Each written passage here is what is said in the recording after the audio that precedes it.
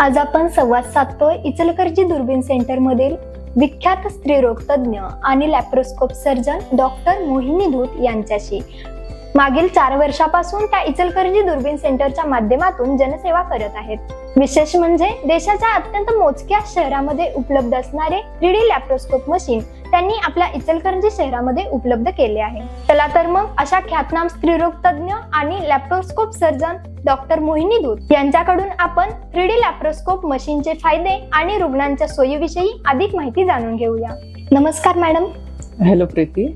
Madam, याआधी आपण 2D आणि 3D हे फक्त मूवीज मध्येच ऐकलं आहे, तर लॅप्रोस्कोप या तंत्रज्ञानामध्ये 2D आणि 3D यामध्ये नेमका काय फरक असतो? ऍक्च्युअली चांगलं आहे तुम्ही हे प्रश्न मूवीजच्या संदर्भात विचारले। मी त्याचंच उदाहरण घेऊन तुम्हाला एक्सप्लेन करायचा प्रयत्न करते। आपण 2D सिनेमा जी बघतो ती एक फ्लॅट सरफेस वरती असते, म्हणजे एकाच लेवलवरती असते। त्याच्यात जे काही दृश्य आपल्याला दिसत राहतात त्यांच्यामधला जे अंतर आहे किंवा त्यांच्यामधली जी डेप्थ आणि खोली आहे त्या दोन वस्तूंमधली आपल्याला त्या 2Dच्या पडद्यावर दिसत नाही। तेच तुम्ही जेव्हा 3D सिनेमा बघतात तुम्हाला जी काही मूवीमध्ये दिसतंय ते जास्त स्पष्ट दिसतंय आणि असं अंगावर आल्यासारखं आपल्या एकदम जवळ असल्यासारखं ते आपल्याला भासून येतंय। आणि सिनेमामध्ये ज्या 2 गोष्टी असतात, तुम्ही जर 2 कार्स घेतले त्या 2 कारमध्ये पुढं मागं असणारं डिस्टन्स म्हणजे त्यात खोली किती आहे आणि त्याच्यात अंतर किती आहे हे आपल्याला 3D वरती जास्त स्पष्ट दिसते। पण मूवीजमध्ये हा फक्त एक एंटरटेनमेंट फॅक्टर म्हणून आपण घेतोय। लॅप्रोस्कोपीमध्ये हा एंटरटेनमेंट फॅक्टर नाहीये। इथं 3D लॅप्रोस्कोपीचं जे काही निर्माण झालंय किंवा तंत्रज्ञानामध्ये जी काही प्रगती झाली ते पेशंटच्या बेनिफिटसाठी आहे। आता मी तुम्हाला एक्सप्लेन या मॉड्यूलद्वारे करून देते। स्त्रियांच्या जे ओटीपोट असतं त्याच्यामध्ये हे आपले रचना अशी असते, म्हणजे हे गर्भाशयाची पिशवी असते, त्याच्या हे गर्भनलिका असतात आणि हे अंडाशय असते। पण ओटीपोटामध्ये फक्त हेच अवयव नसतात, याच्या आजूबाजूलाही महत्वाचे अवयव असतात आणि हे सगळे अवयव जे आहेत ते एका लेवलवर नाही आहेत, म्हणजे वरून खाली पण ते डिफरंट लेवल्सला आहेत आणि पुढून मागं पण ते डिफरंट लेवलला आहे। मग आता हे जसं गर्भाशय आहे, लघवीची पिशवी जी आहे ती याच्या पुढे येते, आतड्या जे आहेत ते याच्या मागे येतात, खाली येतात आणि हे अंडाशयांच्या जस्ट बाजूला लघवीची नळी असते आणि ती खालच्या लेवलवर असते। लघवीच्या नळीच्या जस्ट खाली महत्वाच्या काही नर्व्स असतात आणि लघवीची नळी जी असते त्याच्या बाजूला आपले ओटीपोटातील महत्वाच्या काही रक्तवाहिन्या असतात। मग जर मला ऑपरेशन करायचं असेल, पिशवी काढायची असेल किंवा अंडाशय काढायचं असेल तर मी डायरेक्टली जाऊन फक्त हे काढू शकत नाही। याच्या आजूबाजूला जे काय अवयव आहे मला आधी त्यांना वेगळं करावं लागतं गर्भाशयापासून आणि मग मी ते काढू शकते। मग आता तुम्ही म्हणाल की आता तुम्हाला 3D आहे, तुम्ही 2D वरती पण 4 वर्ष वर्क केलेलं आहे, तर इथं मी तुम्हाला महत्व समजायचा प्रयत्न करते। सिंपल सर्जरीज ज्या असतात त्याच्यामध्ये 2D आणि 3D मध्ये फरक पडत नाही, कारण हे जे सगळे अवयव मी सांगितले हे थोडेसे लांब असतात आणि यांच्या मधला आपल्याला प्लेन भेटून जातो ऑपरेशन करताना। पण गुंतागुंतीच्या ज्या सर्जरीज असतात, जसे की ज्या बायकांमध्ये आधी सीझर झालेलं आहे, एंडोमेट्रियोसिस, कॅन्सर सर्जरी किंवा गर्भाशय आणि अंडाशयाच्या ज्या मोठ्या गाठी असतात त्यांच्यामध्ये ही रचना थोडीशी बदललेली असते, म्हणजे ही लघवीची पिशवी जी आहे ती येऊन गर्भाशयाला चिकटलेली असते, हे आतड्या जे आहेत तेही गर्भाशयाला चिकटलेले असतात, मूत्रवाहिन्या ज्या आहेत ते गर्भाशयाच्या अगदी जवळ आलेले असतात। मग यावेळी 3D मुळे आपल्याला हे जे बाकीचे अवयव आहे हे गर्भाशयापासून किती खोलवर आहे आणि किती दूर आहे, म्हणजे डेप्थ आणि डिस्टन्स याचा परसेप्शन आपल्याला ॲक्युरेटली घेता येतो। कारण या अवयवामध्ये जेव्हा गुंतागुंतीच्या शस्त्रक्रिया असतात हे इतके जवळ आलेले असतात की आपल्याला अर्ध्या सेंटीमीटर पेक्षाही कमी जागा भेटली जाते यांना वेगवेगळे करण्यासाठी। मग त्यावेळी 2D वरती आपल्याला हा योग्य अंदाज मापता येत नाही, कारण 2D वरती आपल्याला सगळे एकाच लेवलला दिसतात, म्हणजे जे आत असते आणि जे आपल्याला दिसते याच्यामध्ये फरक असतो। पण 3D मध्ये तसं नसतं, जे आत आहे आणि जे आपल्याला दिसते त्याच्यामध्ये काहीच फरक नसतो। इन्स्टेड आपल्याला अजून कितीतरी पटीने ती इमेज मोठी करून दिसली जाते आणि त्यांचा अर्ध्या mm जे असते ना ते पण डिस्टन्स आपल्याला योग्य कळते. आणि त्याच्यामुळे हे असल्या गुंतागुंतीच्या ऑपरेशन हे 3D वरती करणं कधीही चांगलं, कारण याच्यामुळे आतड्या, लघवीची पिशवी किंवा लघवीच्या नळी यांना होणारं जे इजा आहे ती कमी होऊन जाते. मग 3D लॅप्रोस्कोपीचं निर्माण याच्यासाठी झालेलं आहे. नक्कीच मॅडम, 3D या तंत्रज्ञानामुळे गुंतागुंतीच्या शस्त्रक्रिया करण्यासाठी खरोखरच उपयोग होईल. आपल्या आसपासच्या जिल्ह्यांमध्येही उपलब्ध नसणारे हे तंत्रज्ञान इचलकरंजी शहरामध्ये उपलब्ध करून देण्यामागे तुमचा उद्देश काय आहे? तुमची प्रेरणा कोणती? काय सांगाल? याच्या मागे 3 किंवा 4 मेन गोष्टी आहेत. पहिली गोष्ट म्हणजे माझं passion for laparoscopy. I am passionate for laparoscopy. त्याच्यामुळं मला याच्यामध्ये जे बेस्ट आहे ते माझ्या सेंटरवरती अवेलेबल करायचं आहे. दुसरी गोष्ट म्हणजे मला नेहमी असं वाटतंय की छोटं शहर असू दे किंवा मोठं शहर असू दे, जे पेशंट्स आहेत त्यांना इक्वल ऑपॉर्च्युनिटीज भेटले पाहिजे बेस्ट सर्जरी करून घ्यायचं. मग ते छोट्या शहरांच्या लोकांना तिथं सुविधा उपलब्ध नाहीये म्हणून त्यांनी सर्जरीमध्ये कॉम्प्रोमाइज करण्याचं हे चुकीचं आहे. बेस्ट सर्जरी आणि बेस्ट आउटपुट हे त्यांचा हक्क आहे, छोटं शहर असू दे किंवा मोठं शहर असू दे. तिसरं उद्देश असं आहे की माझं असं मत आहे की जेव्हा पण आपल्याला कुठल्याही ऑपरेशनचा बेस्ट आउटपुट किंवा बेस्ट पुरेपूर फायदा पेशंटला द्यायचा असेल तर एका सर्जनच्या कौशल्यासोबत त्यांना बेस्ट टेक्नॉलॉजीचीही साथ भेटली पाहिजे. म्हणून आम्ही ह्या 2 गोष्टी जोडून आणलेल्या आहेत. आणि चौथी आणि सर्वात मोस्ट इम्पॉर्टंट प्रेरणा जी आहे ती अशी की मागच्या काही वर्षात आणि इथून पुढेही बायकांमध्ये, स्त्रियांमध्ये जे ऑपरेशन होणार आहे ते जास्त करून गुंतागुंतीचे होणार आहे. त्याचं महत्वाचं कारण म्हणजे सिझेरियनचं वाढतं प्रमाण, एंडोमेट्रिओसिसचं वाढतं प्रमाण, कॅन्सरचं वाढतं प्रमाण आणि गर्भाशय आणि अंडाशय यांचं वाढतं प्रमाण. याच्यामुळं इथून पुढे जे काही सर्जरीज होणार आहेत बायकांमध्ये ते जास्त करून गुंतागुंतीचे होणार आहे. आणि त्याच्यासाठी तुमच्या स्किल सोबत, सर्जनच्या कौशल्यासोबत 3D टेक्नॉलॉजीची साथ जेव्हा तुम्हाला भेटेल तेव्हाच तुम्ही पेशंटला त्याचा पुरेपूर फायदा देऊ शकता. 3D लॅप्रोस्कोप या तंत्रज्ञानामुळे नेमक्या कोणकोणत्या प्रकारच्या सर्जरीमध्ये त्याचा अधिक उपयोग करून घेता येईल? आता याच्याविषयी बोलायचं तर सिंपल सर्जरीज जे असतात त्याच्यामध्ये 2D आणि 3D मध्ये जास्त फरक पडत नाही. मेनली कॉम्प्लिकेटेड किंवा गुंतागुंतीच्या शस्त्रक्रिया. आता याच्यामध्ये 4 शस्त्रक्रिया आहेत महत्वाच्या. पहिली गोष्ट, ज्या बायकांमध्ये सिझेरियन झालेलं आहे, मग त्याच्यामध्ये काय असतं, ही जी लघवीची पिशवी आहे, सिझेरियन करताना जे आपले गर्भाशय आहे त्याच्या खालच्याच बाजूला कट घेतलं जातं आणि तिथूनच बाळ काढलं जातं. मग जेव्हा हे जखम भरून येते तेव्हा ही जी लघवीची पिशवी हिथं आहे ही गर्भाशयाला घट्ट चिकटलेली असते.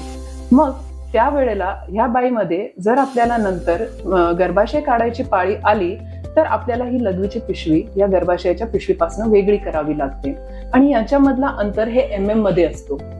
मग आपल्याला जर ते व्यवस्थितरित्या वेगळं करायचं असेल तर ह्या गर्भाशयाचा स्नायू आणि ही लघवीची पिशवी या स्नायू मधला फरक आपल्याला कळायला पाहिजे.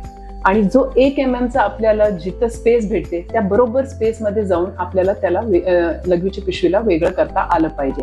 मग हा स्नायू मधला फरक आणि जो आपल्याला छोटासा स्पेस भेटतो तिथं काम करण्याची संधी हे आपल्याला 3D लॅप्रोस्कोपी मध्ये भेटते. दुसरं म्हणजे एंडोमेट्रिओसिस. मी माझ्या याच्या आधीच्या व्हिडिओजमध्ये ही एंडोमेट्रिओसिस बद्दल माहिती दिलेली आहे. पिशवीची जी ही आतली थर असते हीच थर बाहेर जाऊन बसते, म्हणजे कधी अंडाशयावरती, कधी इथं माग आतड्यांवरती, या बाजूला ज्या मूत्रवाहिन्या आहेत तिथं जाऊन बसू शकते. मग असल्या बायकांमध्ये, स्त्रियांमध्ये ज्यांच्यामध्ये एंडोमेट्रिओसिस आहे, फक्त ही पिशवी काढून नाही चालत, हे तुकडे जिथं जिथं जाऊन बसलेले आहेत तुम्हाला तेही काढावे लागणार आहे. मग ते काढताना आता जर समज इथं आतड्यांमध्ये मागं तो तुकडा आहे एंडोमेट्रिओसिसचा, मग मला जर तो तुकडा काढायचा असेल तर मला आतड्यांना घासूनच तो तुकडा काढावा लागणार आहे.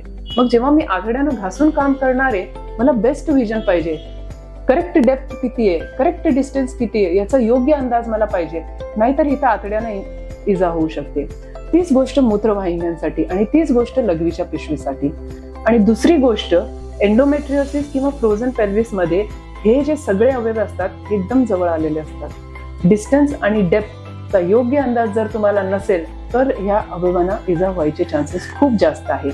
आणि जेव्हा पण कॉम्प्लिकेशन्स होतात, आतड्यांना इजा होते किंवा मूत्रवाहिन्यांना इजा होते, ते कॉम्प्लिकेशन्स पेशंटसाठी आणि करणाऱ्या सर्जनसाठी दोघांसाठी खूप त्रासदायक असतात. मग जर आपल्याकडे 3D ची सुविधा उपलब्ध आहे, चांगली लॅप्रोस्कोपी करणारे सर्जन्स उपलब्ध आहेत, तर हे कॉम्प्लिकेशन रेट्स खूप कमी होऊन जातात. तिसरं म्हणजे कॅन्सर. आता कॅन्सरमध्ये बरेच पेशंट्स आमच्याकडे येतात ज्यांना कॅन्सर असतो आणि ते आम्हाला म्हणतात पिशवी काढून टाका मॅडम. पिशवी काढणं, फक्त पिशवी काढणं हे कॅन्सरचा उपचार नाहीये. तुम्ही पिशवीच्या आजूबाजूचा किती स्नायू काढू शकता याच्यावरतीच पुढे जाऊन पेशंट किती वर्ष अजून जगेल हे निश्चित केलं जातं.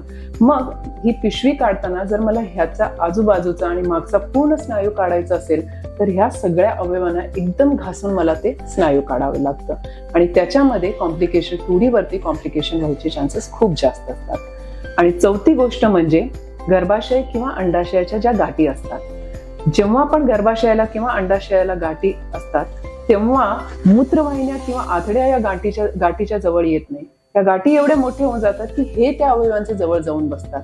मग जेव्हा या गाठीला बाजूला करायचं आहे तर ही गाठ काढायच्या आधी मला या अवयवांना इथून बाजूला करावं लागतं आणि ते 3D वरतीच ॲक्युरेटली आपल्याला शक्य आहे. तर या गुंतागुंतीच्या शस्त्रक्रियामध्ये 3Dचा खूप मोठा फायदा आहे. मॅडम, नक्कीच तुम्ही सांगितल्याप्रमाणे 3D या तंत्रज्ञानामुळे लॅप्रोस्कोपमध्ये आणि गुंतागुंतीच्या सर्जरीमध्ये खूप मोठी मदत होणार आहे. सोबतच तुमचा इतक्या वर्षांचा अनुभवही आहे. हे तंत्रज्ञान आणि तुमचा अनुभव या दोन्हींचा इचलकरंजी दुर्बीण सेंटरच्या भवितव्याकडे कसा दृष्टिकोन आहे? माझं असं एक मत आहे की छोट्या आणि मोठ्या शहरांमध्ये मी जसं तुम्हाला आधी म्हटलं की पेशंटला इक्वल ऑपॉर्च्युनिटीज आहे, अधिकार आहे त्यांना बेस्ट सर्जरी करून घेण्याचं. आणि दुसरी गोष्ट अशी आहे की कुठलीही टेक्नॉलॉजी जेव्हा पण येते ती मोठ्या शहरांमध्ये आधी येते आणि त्याच्यानंतर खूप वर्षांनी ते छोट्या शहरामध्ये आणली जाते. इचलकरंजी दुर्बीण सेंटर हे जे 3D लॅप्रोस्कोपी सिस्टीम आहे हे पाऊल मोठ्या शहरांच्या बरोबरीने उचलते, कारण ही सुविधा अजून देशाच्या मोठ्या शहरांमध्ये काहीच मोजक्या हॉस्पिटलमध्ये उपलब्ध आहे. तर याच्या मागचं मोठं कारण असं आहे की आपल्या लोकांना कुठल्याही प्रकारच्या गुंतागुंतीच्या शस्त्रक्रियेसाठी बाहेर जायची गरज कधीच नाही भासली पाहिजे. कारण मला असं वाटतंय की जेव्हा पण एक छोट्या शहरातच पेशंट मोठ्या शहरामध्ये जाते ते गरज म्हणून जाते, त्याची हौस म्हणून ते कधी जात नाही. पेशंट इथंच राहून जर आपल्या कम्फर्ट झोन मध्ये ऑपरेशन करून घेण्याची संधी पेशंटला भेटत असेल तर त्याच्या इतकी चांगली गोष्ट पेशंटसाठी दुसरी काहीच नाही. म्हणून आम्ही हे तंत्रज्ञानासोबत बाकीच्या जे सुखसुविधा आहेत त्याचीही कमतरता भासू नये म्हणून आम्ही हॉस्पिटल अशा रीतीने तयार केलंय की पेशंटला सर्जिकल स्किल्स, टेक्नॉलॉजी आणि जे लक्झरी आहे हे सगळेच भेटलं पाहिजे. आणि चांगल्या लॅप्रोस्कोपिक सर्जन्सची टीम तयार करून आमचं असं एम आहे की भविष्यात इचलकरंजी दुर्बीण सेंटर हे लॅप्रोस्कोपी सर्जरीसाठी एक मोठं सेंटर आणि रेफरल सेंटर म्हणून झालं पाहिजे, जेणेकरून बेळगाव, सातारा, सांगली आणि कोल्हापूर जिल्ह्यातील लोकांना किंवा या वेस्टर्न महाराष्ट्राच्या लोकांना मोठ्या शहरामध्ये जाण्याची गरज कधीच नाही भासली पाहिजे. मॅडम, रुग्णांसाठी 3D लॅप्रोस्कोपचे नेमके फायदे काय सांगाल? सर्वात मोठा फायदा जे मी ऑलरेडी सांगितलंय की 3D लॅप्रोस्कोपीमुळं बाकी गुंतागुंतीच्या शस्त्रक्रियामध्ये हे जे बाकीचे अवयव आहे त्यांना इजा व्हायचं प्रमाण खूप कमी होऊन जाते. दुसरं म्हणजे एंडोमेट्रियोसिस आणि कॅन्सर सर्जरी, ज्याच्यामध्ये क्लिअरन्स हे खूप मॅटर करते. म्हणजे तुम्ही जिथं जिथं तो तुकडा पसरलेला आहे तो तुम्ही जेवढं चांगल्या रीतीने काढणार आहे तेवढंच बेस्ट आउटपुट हे पेशंटला भेटणार आहे. कारण खूप वेळा आम्ही हे बघितलेलं आहे एस्पेशली एंडोमेट्रियोसिस सर्जरीमध्ये की अंडाशयाला गाठ आहे तर ती गाठ काढली जाते पण त्याच्या मागं पुढं ते तुकडे जिथे बसलेले ते काढले जात नाही. मग पेशंटला परत परत परत परत त्या सर्जरी करून घ्याव्या लागतात.